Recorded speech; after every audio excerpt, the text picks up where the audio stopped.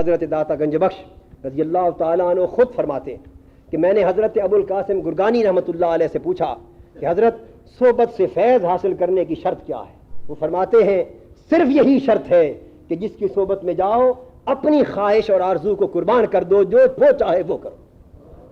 اپنی خواہش و آرزو کو چھوڑ دو، قربان کر دو، پھر صحبت میں جاؤ تو دیکھو ان کے فیضان نظر کے رنگ کیا ہوتے ہیں۔ ہم جاتے ہیں اپنی طرف کے تصورات لے کر، اپنی آرزوؤں کے معیارات لے کر، اور پھر پرکھتے ہیں مقام ولایت کو کہ ایسا ہوا اور ایسا نہ ہوا، میں تو فلاں کو اتنا بڑا ولی سمجھتا تھا اور میں جاتا رہا اور مجھے وہ چیز میسر نہ آ سکی۔ اس خیال سے جانے والا عمر بھر بھی کچھ نہیں پاتا۔ جو مستغنی ہو کے جاتا ہے صرف اپنی خواہش و آرزو کے بت کو پاش کر کے جاتا ہے، اور محض ان کے قدموں کی برکت کے حصول کے لیے جاتا ہے، محض ان کی صحبت کے لیے جاتا ہے، محض ان سے درد دل کے حصول کے لیے جاتا ہے، اور محض ان کے پاس انہی کی خاطر جاتا ہے،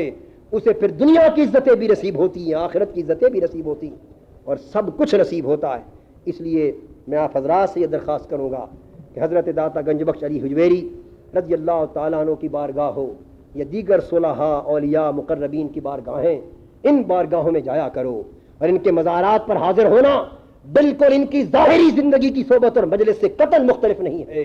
جو فیضان نظر، جو فیضان روح، جو فیضان صحبت ان کی حیات ظاہری میں حاضر ہونے والوں کو میسر آتا تھا، وہ فیضان نظر ان کا بعد از وصال بھی قائم اور دائم ہے۔